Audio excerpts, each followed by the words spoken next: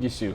Fuel politics is important in election years. In 2008, we saw it very heavily manipulated and an issue that was actually leading in the election. Is it the same in 2020?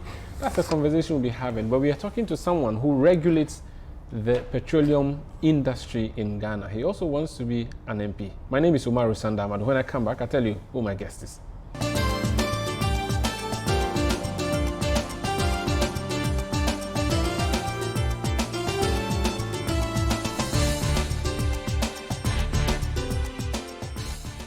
My guest is the NPP parliamentary candidate for Gusau. You can call him a candidate now because he has filed his papers with the Electoral Commission. But before then, he was appointed NPA boss, National Petroleum Authority. Hassan Tampuli, you're welcome to Face to Face. Thank you very much. How have you been doing? Is this an area that is new to you, as in fuel, petroleum, or something you've studied in school? Yes, indeed. Thank you very much. So, when I was called to the bar, I did my pupillage at the law firm of Bentiencha, Lecha, and Ankuma. And at that law firm, after our pupillage, I was hired on as an associate, and I was put in the energy and natural resource team, led by the Grandmaster himself, Kojo Bentiencha. So I learned at his feet the rudiments of the practice as far as energy and natural resources concerned. So we did any and everything, including power supply agreements, power purchase agreements. We worked on petroleum agreements. We worked on downstream issues, which I found myself on later on. So everything, including mining and so on and so forth. So I did everything in the mining and energy space. So it would be fair to call you an energy lawyer or someone who did energy law. Is that accurate? That is so. And then, so I did natural resource law, environmental law, and then I went on to do my master's at the Morris College at the Ohio State University, also in energy and environmental law. I see. Before I came back and then went back to Bentiencha, and later on I started teaching at the university, Wisconsin University, and then set up a law firm, which I co-founded with another colleague. So you've always had an interest in energy? As far as I'm concerned, I think energy has been within me. Why? Is it something from the family? No, actually my father was a porter. Porter? My father was a porter. When you say porter, I mean, they used to be the ones that carry the load. So a head porter? A head porter. So a kayanu? Kayanu costs more. You can. Oh, yoga? You find yoga. Oh, I see. Okay. So that's how he started. Where? So he started off in Tamale. So when he moved from our village, Zinindo, he came to Tamale. And that was what he did before he moved to Accra. At the timber market. So that's how he started, and then later on he became a merchant himself, now dealing with the cereal that they used to bring from the north. And my mother used to sell shea butter at Rollins Park. They used to call the place Samuro House. So that's where my mother used to sell shea butter. Okay. So that's basically. So you didn't grow up in an energy environment. Is so the closest I came to energy was the shea butter. Yes, shea butter. That's the closest I ever came to energy. Tell us about the NPA. So what is the mandate of the NPA? What are you supposed to do? Why do we have NPA? Because so we have TOR is not a regulator, BOSS is not a regulator. Yes. So NPA is supposed to be the boss of all these institutions, that is so. But you're under the ministry. That is so. Tell us what your mandate is. So the mandate of the NPA is to regulate, oversee, and more or less monitor the downstream industry as far as some specific product is concerned.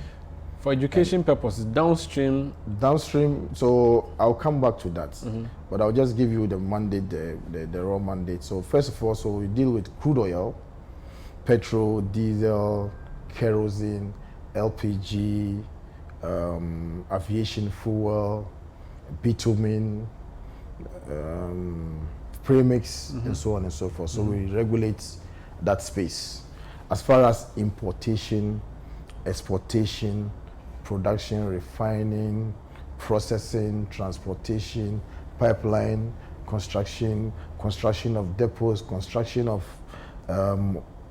offshore mooring facility and jetties, and so on and so forth. So it's a very broad mandate that we have as far as the downstream industry. So you can't sell petroleum product without getting a license from the NPA. You can't import without getting a license from the NPA. You can't set up any infrastructure without getting a construction permit from the NPA, for instance. So basically, that is the broad mandate. Including the ones that do the, I think people the usually... Gao, they call them the Gao. So Gao, yes, so all of them, we give them time for them to, transition migrate into the full-time regulatory environment. It's not as regular as I've seen in other countries, but in the northern part, we have tabletop fuel sellers where they load petrol in a bottle and sell. Is that something that you approve of?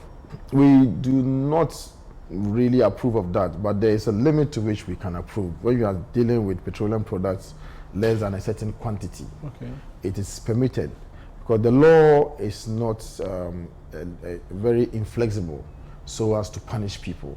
There are some areas where you do not have retail outlets, so you don't have filling stations. Some of these people are the ones that service those areas.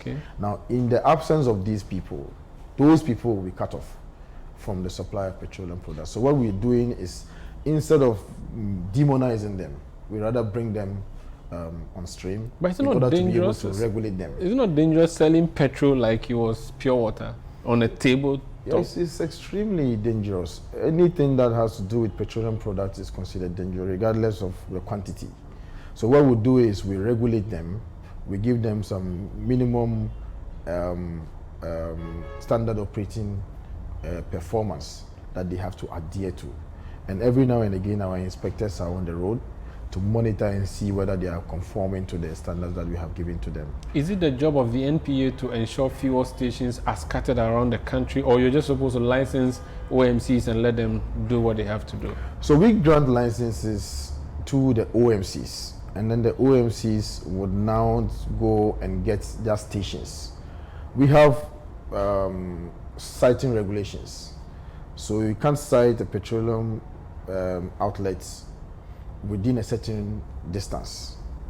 So we take into consideration the nearness of the station to an area where you find a lot of population activity, so that people will be able to see whatever is happening around that place. And then there is a minimum distance between one station and the other.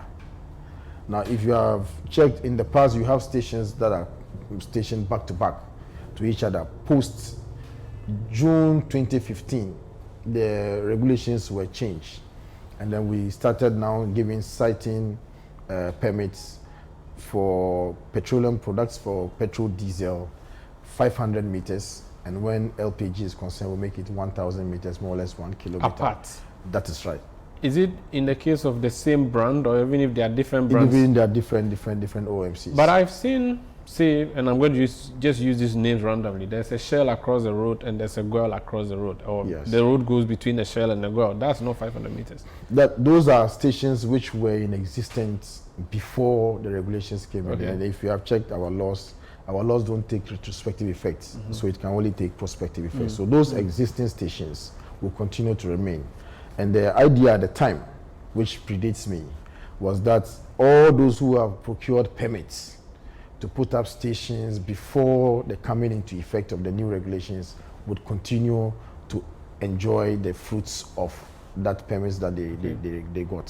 So some of them are still even putting up their stations. So somebody may not understand, but why is this station coming up? At the time, it was understood that if you have procured permits, irrespective of the fact that you do not have the funds to be able to put up your station, you're still allowed to proceed. So the NPA states, do you think that we have Goil? It's partly state, isn't it? But do you think the state should be involved in deploying fuel stations to these areas I talked about? For instance, what I've talked about is between Boko and Zebila. I have seen fuel on tabletops, and I'm sure there will be more in other places. So if the state realizes that there's no fuel station, let's build one there. Is that something you think should work? Yeah, following the deregulation, I mean, so this is what has been happening before. There has been a progressive removal of states in as far as the retail of petroleum products is concerned and the storage. So we moved from commodity deregulation to price deregulation. Gone are the days when the state used to import petroleum products to sell to Ghanaians. And if we recall at the time when Professor Kosi Botwe was the finance minister, anytime that he read the budget, he would announce the price of petroleum products. Those were the days that the state had full control. So commodity was controlled by the states. TOR, GNPC used to procure and import petroleum products on behalf of the states to distribute to various OMCs and so on and so forth. Now that changed. And then we now came to price deregulation, because at some point the state still took interest in the price of the products, so that the state subsidized the price of the products. And with the subsidy came instances where the state defaulted in paying the subsidies because of competing interests from other sectors of the economy. Now that had a tendency, and it really did, more or less led to some collapse of some, institutions, some BDCs collapsed, some banks also suffered the same situation. And so in July 2015, price deregulation was fully rolled out, where the government no longer was responsible for subsidy. Consumers will pay the full price of petroleum products depending on the price on the international market, foreign exchange rates, and the taxes, levies, and margins on the price of petroleum products. So now the state does not get involved in anything unless maybe the state decides to take shares in any of the private companies.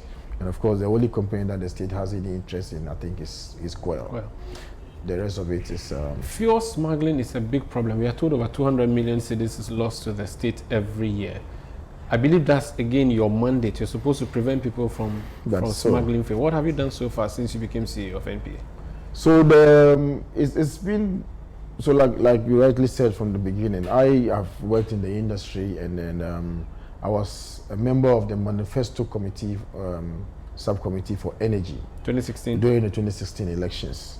And so we worked on a lot of those information regarding smuggling of petroleum products. And especially in 2016, there was some heavy amount of smuggling of petroleum products post the deregulation of pricing. Now, what really triggered my interest was when I checked the data for exports, for instance. In 2015, we exported nearly 10 million liters of petroleum products to the neighboring landlocked countries. In 2016, we exported 180 million liters. Now, I felt that was mathematically impossible for us to move about 1,800%. So then you have to now interrogate those figures. Now, if you say we exported to Mali, then I took a trip to Mali, led by the Honorable Kujo, Deputy Minister. So he led us to Mali to meet the regulators in Mali to ascertain whether or not this amount of product are said to have left Ghana to Mali. To you. Did it come? To our amazement, they said that trucks with Ghanaian registration are not even permitted to go to Mali. Serious? And all these trucks purportedly loaded from Ghana to Mali.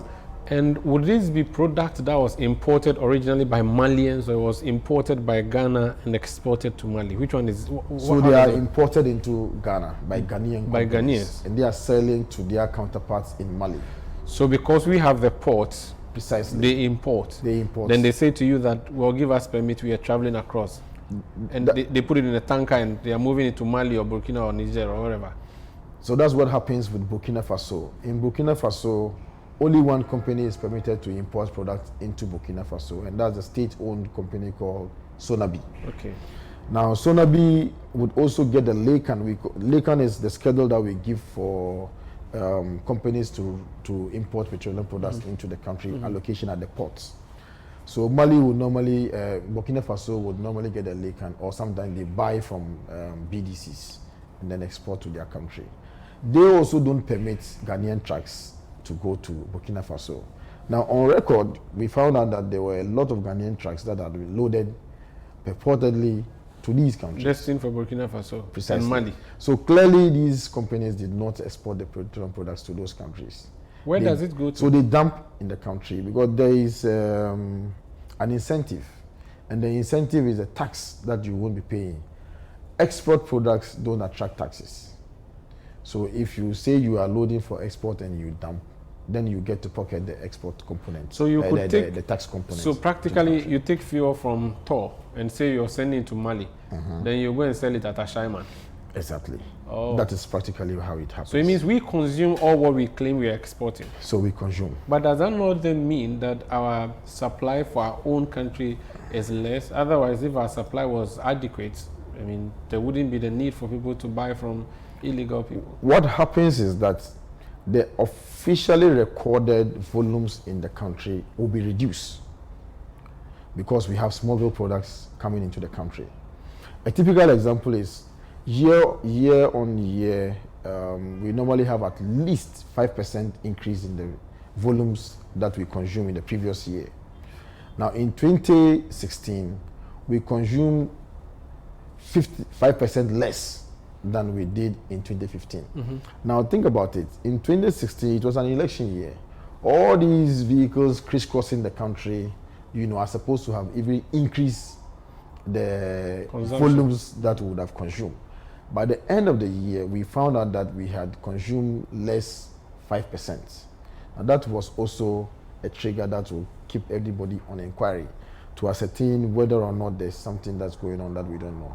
So in the case of Mali and Burkina, like you stated, yeah, what new measures have you introduced to prevent this from happening in the future? So what we did was to now streamline the export regime. And when we did, we are now supposed to provide us a contract that you have with the importer in the country that you are exporting to. You notarize that contract, and so you apply for what we call a no objection. You attach all the contracts that you have. Then we will ask the Malians to give us a database of vehicles registered in Mali, so that when the vehicles are sent down, we will cross-check to see. So you don't allow a Ghanaian tanker to send it? It has to be brought by... It has to be brought by the Malians. Okay. And we need to have the details of those trucks. So what happened some time ago was that you had Ghanaian companies having some vehicle that had Malian registration numbers. They loaded at the depot, left the depot straight to another depot, removed the number plates, and then put Ghanaian number plates. And we caught them in the act, and an action had been taken against them. GRA had to intervene, and then the vehicles were confiscated. I believe they are still in the process of auctioning them. So basically, those are the things that happen. So we've changed completely the export regime. And things that were done, 180 million liters now came down to about 5 million liters. Wow. And that is saving the state a lot of money as far as... So you're saying to me that if I'm at the Paga border and I see a fuel tanker with Ghana registration number crossing, that's an illegality? That's a complete illegality. It must not happen? No, but you can do citizen arrest. That is complete illegality. And if I see a Burkinabe or a Malian registered tanker entering Ghana, that one should be fair. And if it's going out with fuel, that would mean that you would have done all the necessary documentation. That one is a rebuttable presumption. Rebuttable presumption in the sense that you would assume that it had gone through all the necessary processes. But we are obligated by virtue of being a coastal country to support the landlocked countries under the ECOWAS protocols for them to be able to have easy access to the coast. So but are you not playing the ostrich? I have traveled between Navrongo and the border, and I've traveled between Boko and the border. I've sighted over 20 fuel stations, and these are recognized state fuel stations or fuel stations that are licensed by Ghana, and they are back to back. I mean, you've said 500 meters, but this should be even like a meter apart. And the number of vehicles I saw on that stretch, we spent like 10 minutes. We were the only car on that road. Who are they servicing? We know who they are. It's Burkina Faso they are servicing. That's in Togo. That's smuggling happening right under your nose, and you're seeing it. Go back and check whether those stations are still working. You've closed them. I mean, nobody will close them. You don't get, when you don't get the supply, naturally you will close. But they work at night. That's what I've been told by community members. You can send a team, see whether they still receive the products. Send a team. I mean, we have checked. They are about the last stretch between Navrongo when you make the last 10, the last far stretch between Navrongo, you have more than almost 30 stations. Yes. A lot of them were set up between Same with 2014, 2016. So all of them were sited around that time. Because there was an incentive to do so that you send the export products to those places. All right. Now you don't get those export products anymore. Now go back and check whether those stations are still operating. But is it not possible that someone could buy a product here in Ghana and say that they're selling it in Ghana? I believe there'll be incentives for buying and selling in Ghana, and then they take it to these fuel stations over there, which serve as depots more than filling stations. And I'm told they use donkey carts to cut them into Togo and Burkina. You see, there has also to be a comparison between the price in Ghana and price in Togo or Burkina Faso. If the prices in Burkina Faso are cheaper than the price in Ghana, then there's no incentive for you to buy at high price and then go and sell in Burkina Faso at a cheaper price. So all those incentives have to be there. Do you get it? What is the situation now? Now our prices are almost the same. I mean, the difference between our price and Togo and Burkina Faso is something negligible, and you don't want to take the risk of going through all of these things. And that is what it should be. So if I send my correspondent to these fuel stations to spend a week there, he will not see tankers coming to discharge? You will see tankers coming to discharge because they have to discharge to those places. But the way and manner that they use to load, and you find all those stations working at the same time, you won't find it. So the frequency is lower now? The frequency is lower. I mean, it's difficult, even in the United States and all these developed countries, to stop, smuggling of petroleum products. We've been to Malaysia, Singapore, go to Korea, and all of them somehow still face some of these. Do you use a tracking system for that as well, or you do not? We use a lot of mechanism to do that, and so we have what we call the electronic cargo tracking system. Okay. That we put on vehicles that load from various depots to the retail outlets. So I can just switch to my system on this TV right now, and you can see, and I can monitor vehicle by vehicle. I'm actually going to come back. So you switched that and then TV. I check. Let me check who is going where, who is going, and I can print your movements for you for the week, for the month, wherever you parked, wherever you when you started the engine and moved. All of it, we have it. Let me come back. I would like to see that and how you actually do it, and I want to hear more on what you do. This is Face to Face on Citi TV. My name is Umaru, Sanda. Amadu. My guest is the NPA boss, Hassan Tampuli. We'll be back. We'll talk about his constituency as well. I'm sure you want to know what's happening there. Don't go away.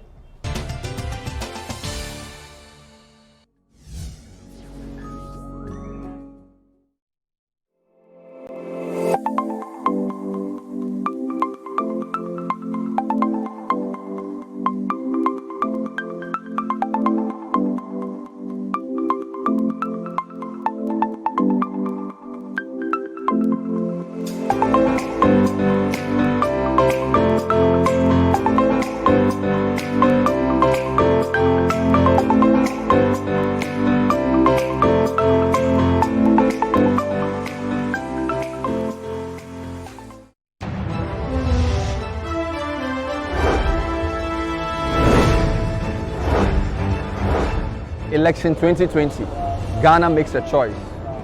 Tracking and bringing you reports of the presidential and parliamentary campaigns across the length and breadth of this nation. Analyzing campaign activities and election data with our panelists on the Voters' Diary.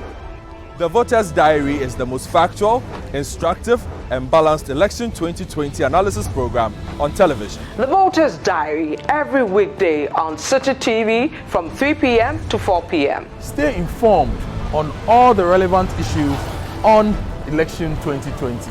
Tune into the Voters' Diary, it's Ghana's choice.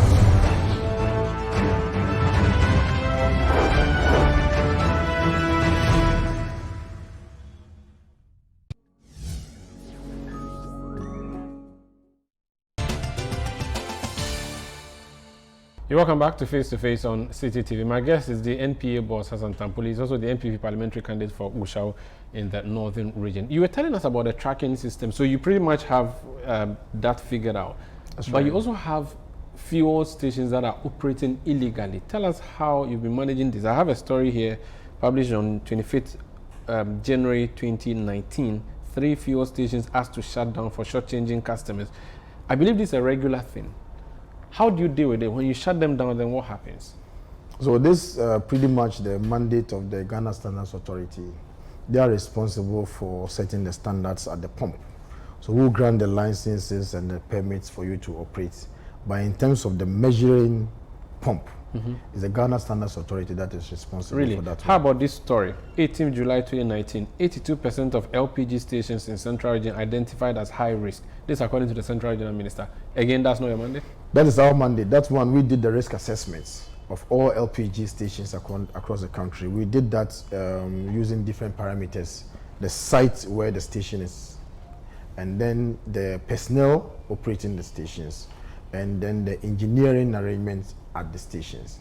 So in the event or unlikely event of any accidents, what will be the impacts on human life and property? Those are the bases upon which we're able to make that assessment. And a chunk of them are high risk stations. Those that are in outskirts, did not pose considerable risk to human life and property.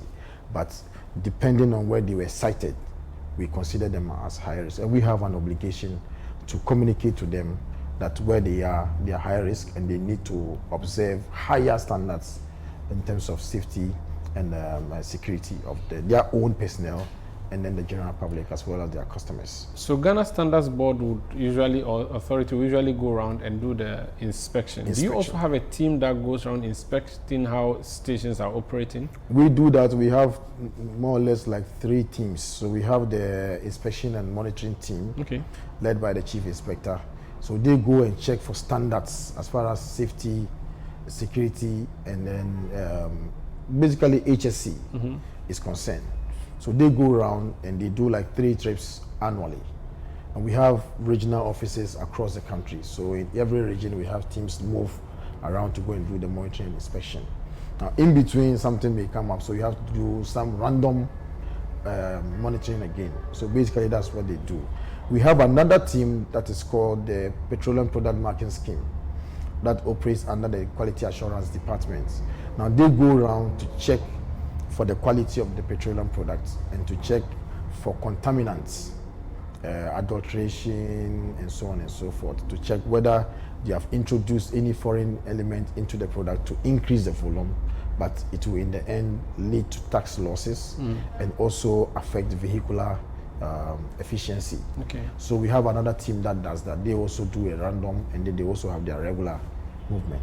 So we have different group that, and we have another team that also goes around to check for whether or not you have lifted the product at the right source, the UPPF, to check for the volumes and to compare whether or not there is any drop and so on. And for the UPPF claims as well. The UPPF is the Unified Petroleum Pricing Fund, which is solely dedicated to ensure uniformity in price of petroleum products across the country. If you check the price of cement in Accra, it's different from the price of cement in Suhum because they would have added transportation. When you move further to Nkoko, they add. All the way to Gushegu, the price will change. But for price of petroleum products, it is the same for Accra as it would be in Paga or a Lubo or a Flao, regardless of the distance. So that mechanism is inbuilt in the price to lead to some amount of equalization in the price of petroleum products. So basically that is what it does. So they have to go around to be sure that people are doing the right thing. You don't file for a distance in Hamili only to dump the products at pump. So we have to check for all so the that. transportation allowance will not come in. It will not be an incentive for corruption purposes. So we do a lot of the monitoring and inspection threefold. Let's talk more on safety. On the atomic gas explosion, you remember that very well. At a cabinet meeting on 12 October 2017, President Akufo-Addo ordered the implementation of interim safety measures for all LPG infrastructure across the country. Is that what you're touching on, or is this something special? And how has that been so far? The cabinet directive is what necessitated the risk assessment that I'm talking about. And that's what the Central Regional Minister was referring to. So basically, there was also a ban on the granting of construction permit and then no objection for the construction of petroleum products and LPG stations across the country. that cabinet directive still stands. Until cabinet vacates its own directive, we are implementing it as it should be. Okay. Those who had the test run permits at the time that the cabinet gave directive, the Minister for Energy was mandated by cabinets to give us approval, to give further approval for them to continue, because they have gotten to a point where they just had to test run and then start operating. So those ones were done. So until cabinet communicates to us, we still stand by the directive of cabinet. Why has a cylinder recirculation become a fiasco?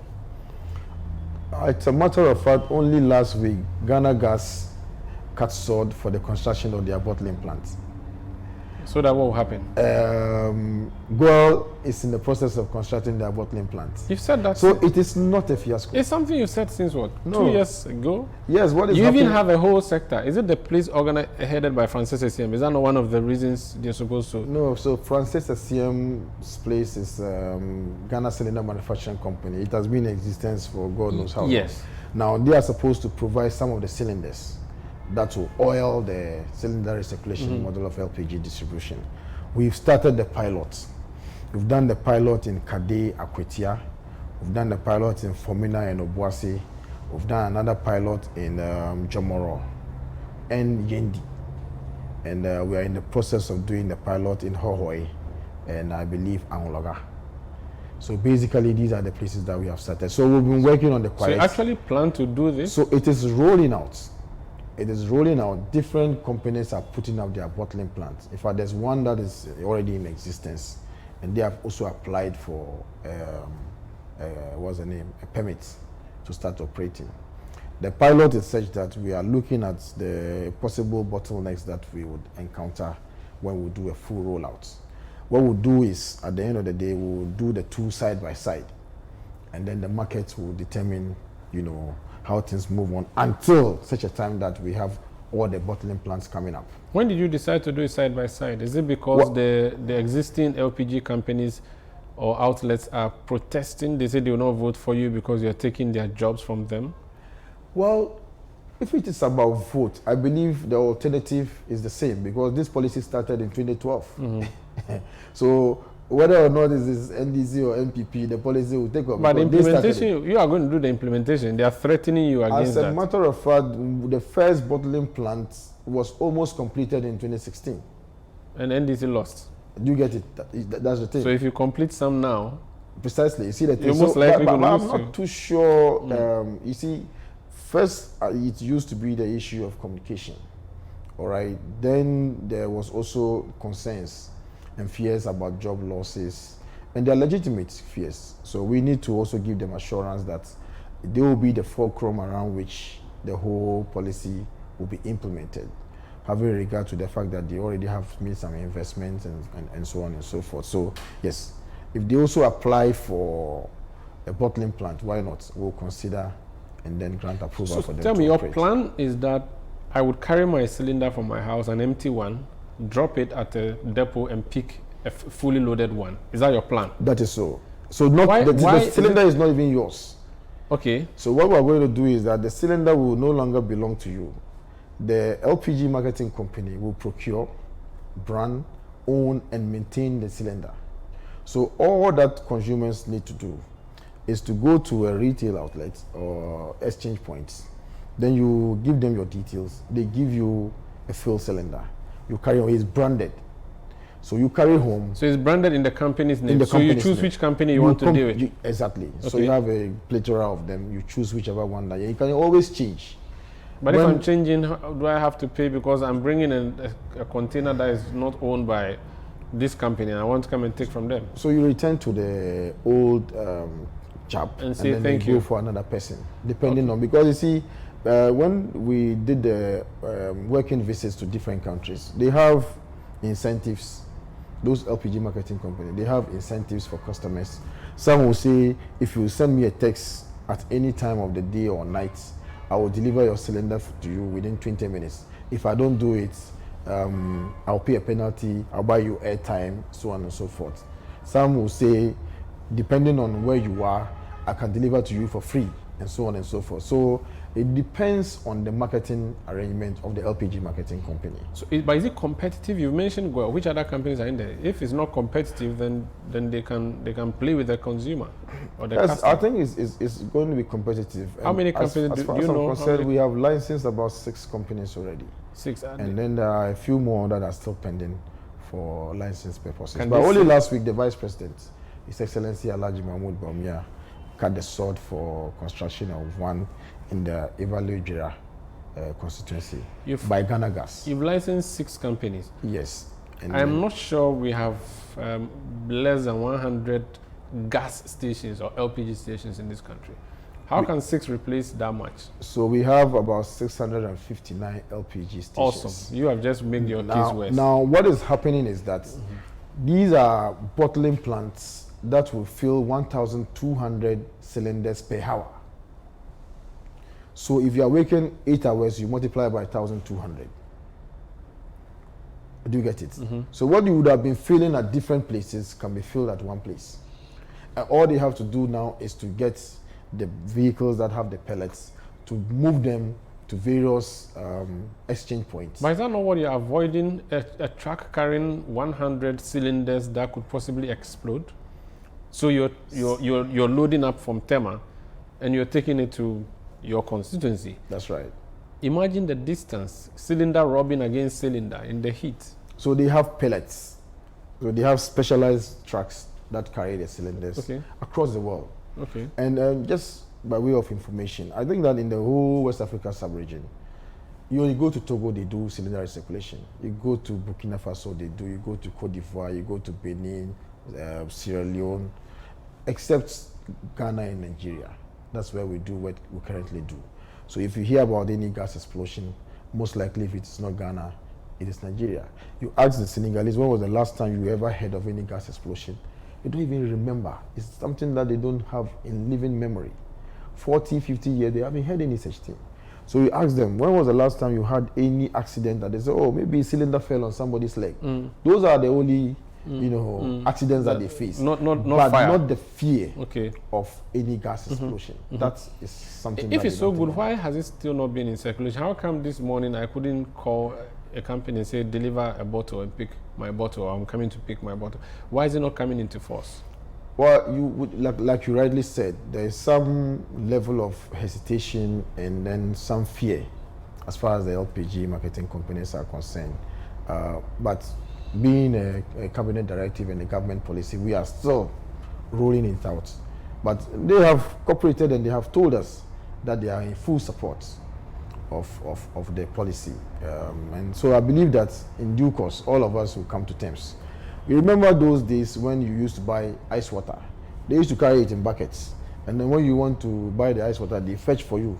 And then you drink. And then they sell to the next person, the same cup. You recall?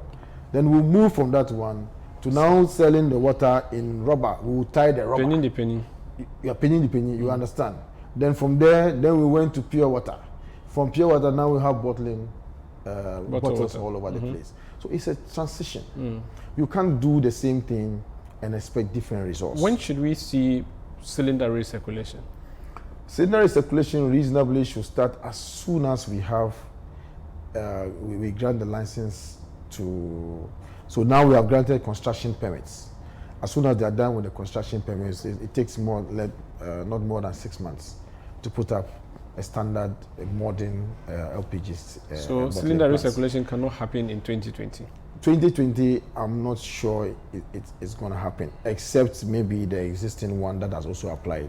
So if the board considered and on its own merit and then grants the approval, then probably it would start. But it all depends on whether they meet the mechanics.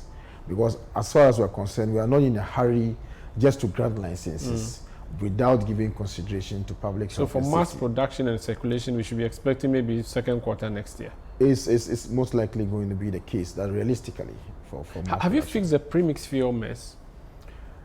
Premix, like we've been saying all the time, premix, we regulate premix to the extent of transportation, the movement of products from TOR, which currently does the premix, to various London beaches.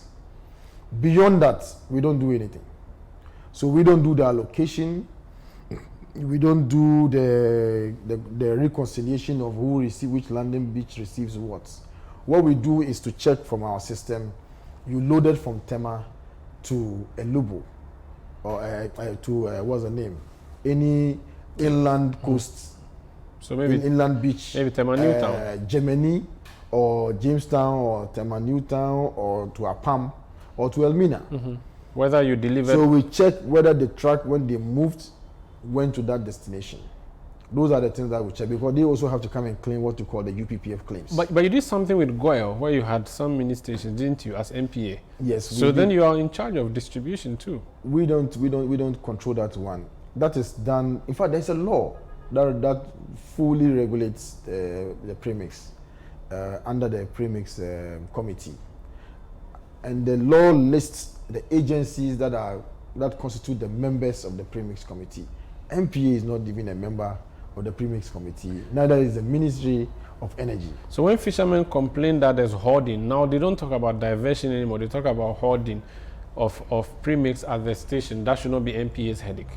We normally will report to the Premix Secretariat, and then we collaborate very, very strongly with them, and then together we are able to advise the Minister for Fisheries to be able to take action against those people who will be hoarding.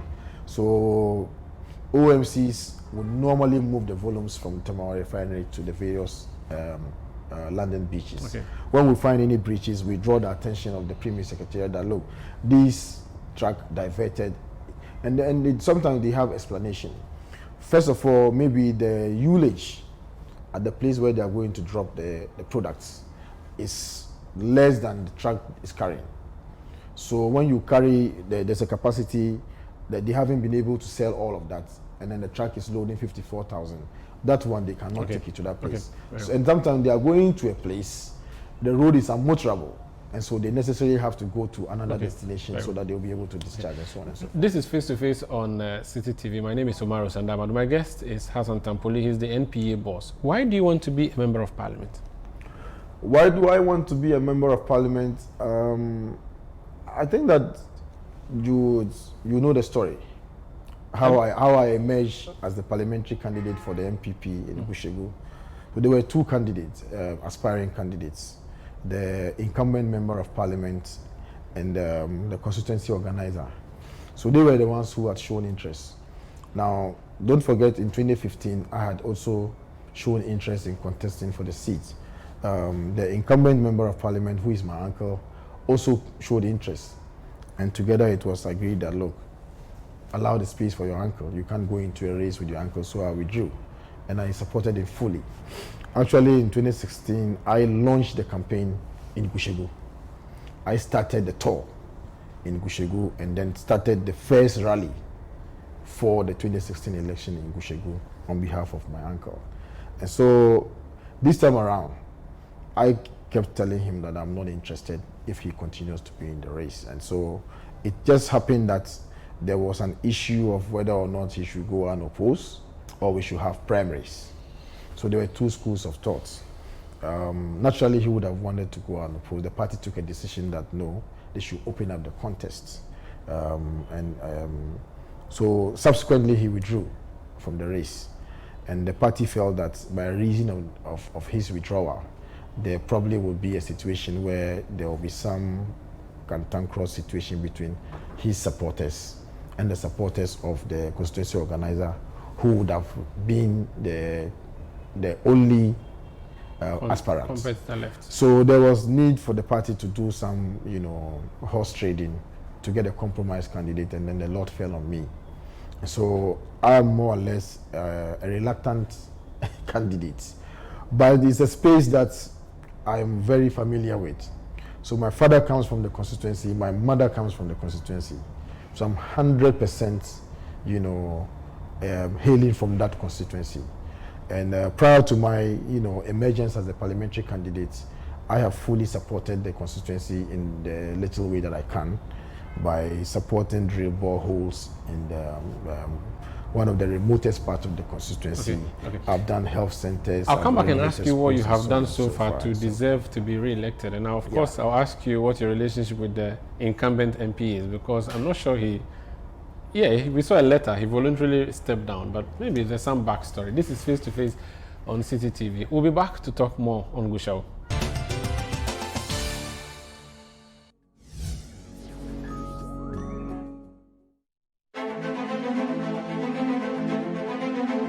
On the 7th of December, you will be going to the polls to elect a member of parliament. How well do you know your constituency? We take a visit to the Awutu Senya East constituency of the Central region. We are coming to you from the Inshayaso constituency in the Ashanti region. I'm still in the Aswanse constituency. Political parties will be campaigning for your vote. We have done almost about 80 to 90 different projects across the country. There is no single school under any electoral area that has not seen the development of Honorable Muntaka. But as a constituent, what will inform your choice of a candidate to represent you in Parliament? My party is my community. What program are you bringing in to solve the problem of my community?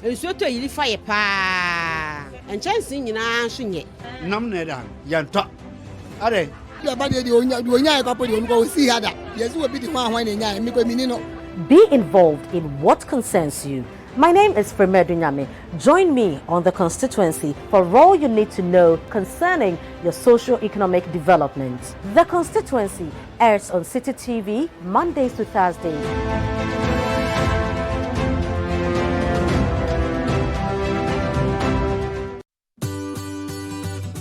Citi TV is live.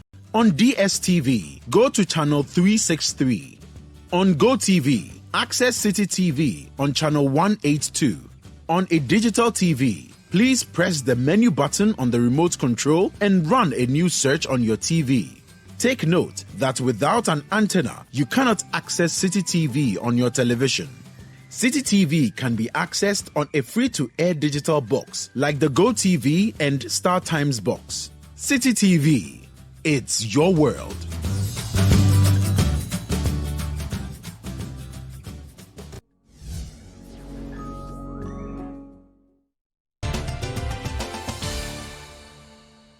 You're welcome back. Now, there are rumors that you actually, even though didn't directly contest Dr. Zibli-Medi, you're the architect behind all the chaos, and that you sponsored the organizer to go against him, and when things went bad, you then emerged as the guy who had to take the flag for the party in the constituency.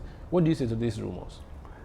I mean, I think it will be preposterous for people to take that position. I did not hide the fact that I preferred going to primaries than having the MP go unopposed. That much I did not. Of course, there's some amount of horse trading that was going on at the time. And it was more or less becoming a consensus arrangement that the MP should be allowed to go unopposed. And all of us had agreed at the time.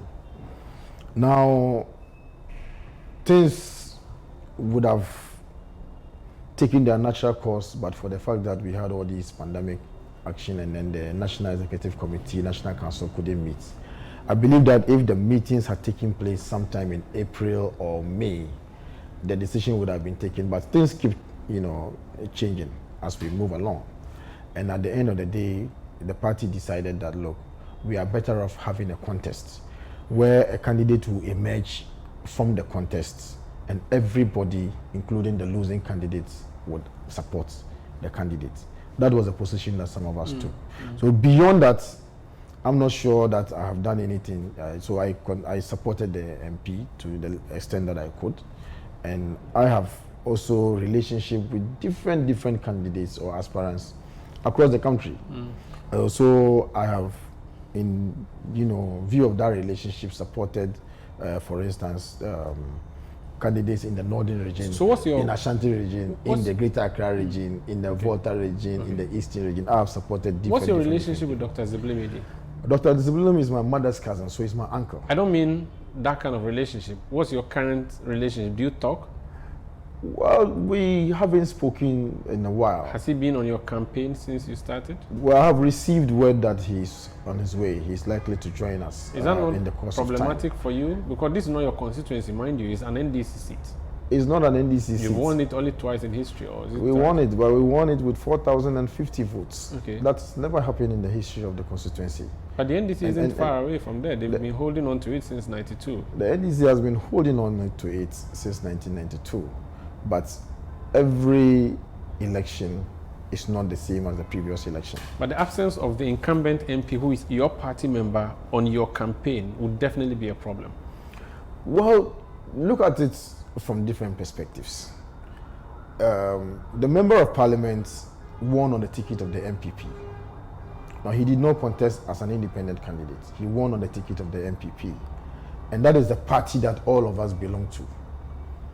All right. His father was the chairman of the party previously, before one other chairman came, and then the current chairman took over. And all of us belong to the same party. I believe very strongly that his roots are very deep in the party, and he would come on board to support the party. If not for the fact that he's an integral member of the party, he also owes me an obligation as a nephew who has supported him, when he was contesting. I think that he owes me that obligation to not only support me, but to guide me. Well, he has been there before, and so he has to guide me also to be able. Have you have you called him up and said, "Hey, Doc, we are going to a rally. You went to FAO. You did a huge float in your constituency. Did you invite him?" That he's also a deputy minister, and so sometimes it tends to get very busy. It's an election year. The president will understand. What happens is that it has to be something that to be done according to his schedule. Okay. My filing was not something that was even planned. What happened was that I wanted the constituency executives to go and do the submission of the forms on my behalf, only to realize that the president himself had gone to submit his forms. Initially, it was planned that maybe the campaign manager would have done so on his behalf. Now, taking a cue from the president's action, everybody decided that, look, I have to do it on my own. So I sent notice of submitting the form to the constituency executives and other people around 10 p.m. the previous night. That was on Tuesday. And you saw what happened on Wednesday. Okay. So normally we would inform other parts of the constituency, which is about 4 zones. So we just informed the people in Gushego, and the crowd that you saw were people mostly from Gushego. Let's go to December 7. For a voter from Patinga in your constituency who is going to vote, what 3 things should guide their thumb? The 3 things that should guide their thumb is the candidate, as far as the parliamentary election is concerned, who has a vision for the constituency, who comes also with a track record, and who has a blueprint for the development of the constituency. We would also consider the fact that this is a person who has not just made a stake to be the parliamentary candidate or the member of parliament for the place, but he has worked as if he is the member of parliament for that constituency. As we speak today, the people of Gushego can compare who has, within the last 3 months since my assumption as emergence as the parliamentary candidate, I have supplied not less than 400 electricity poles to various communities with cables in order to get them connected to the national grid. I have done that in different parts of the constituencies. For the Galway zone, I've done in Bau, Palago, Tinyao, Zulao, and then it's left with the Panache and then Saguli. Those 2 communities are outstanding. That is for the zone. For the Gushegu zone, I've done in Pumo, I've done in Tugbang, I've done in Soro, Toti, Ishelan Yili Extension, Kuna Yili Extension, Zolezoro, and then Sala is just about to be connected. As yesterday, I sent them a transformer. And then the people of Deregulation and Pala have also received their transformers that will also get them to the national grid. The people of Bilsanga and Palago have also received 1 transformer that will also connect them to the national grid. I have sent poles today as we speak. Poles have been dropped in Nabaleba, Tindong, Lunlua, Nasumbung, and Bambuli Those are in the Konkomba areas. And in the Patana area, yesterday they dropped poles in Kutong, Samang, and then Pahpaba. Now, these are things that you should look out for. And they should remember them. Do you get it? They should remember them when they go to... communities that are also outstanding include Pulo, Nalwao, Buakamo Nayele, Buao, Boya, Sampimo, Sagule, Tendang, Panlanyele, Nasandi, Kupang, Fintole, Vinle, Wau, and Gambeldule. That's a lot. These are a lot of communities that should be looking out to get power within the next 6 months. Okay. Now, some will be connected to the national grid before the elections. And they should also look out for the candidate who cares about their road network. Now, over 330 kilometer roads in the constituency. About 55 kilometers have been unengineered at all. Some have been partly engineered, some have been engineered. Currently, as we speak, the Gushegu town roads are under construction at a very fast pace. Okay. And you are behind this? And where this is being done by the urban roads. Okay. But the contractor needs push and support. And you are doing that. What we have been doing that for I wish you all the best in the elections. But before you go, I think it's only fair for you to speak Dagbani. People of Patinga speak which language? Dagbani, yes, correct? Dagbani. I want you to speak Dagbani to them about this recurring violence. In January, one person was killed. This month, we've seen another trouble there just this past week. I want you to speak to them in 15 seconds or 30 seconds and tell them to stop. So, salamu alaikum mpure de mabihirgu mpure na yab gushina kapure gushanum zanang banyine mpure patang nama ne patang tingpan nama tingpan kwala din kubir ma ne ka Suriya ne tingpan tumma na won yukone so do din de bene yalle kam ni ya doshi to bor ma na yunu ngo ti chang tinda kunnan sabu ma in pillin bismillah tunana alhamdulillah ma lalaka lambor na won yukone ka bukulan nan yunu ngo pibu ma ka soso na pong butugo twi ka to ku pille bismillah tunana na alhamdulillah din yasham daga nan ku pala ni na lihre bu sha'nama no northern region kalire ne zabli ci ku yan gina shepulo din gila tatangmanne na wonde chakar nan lala kire ka ta zan mabigo nan bangine mu solo ne taba zannan ya guma karchan yan ga tati mpure ka pai to alhamdulillah. Thank you. That's Hassan Tampuli, Hassan Suleiman Tampuli, MPP parliamentary candidate Gushau, CEO National Petroleum Authority. My name is Umaru Sanda, Amadu. Thank you. It's been great coming your way. Face to face, we'll be back next week. This is Citi TV. It's your world.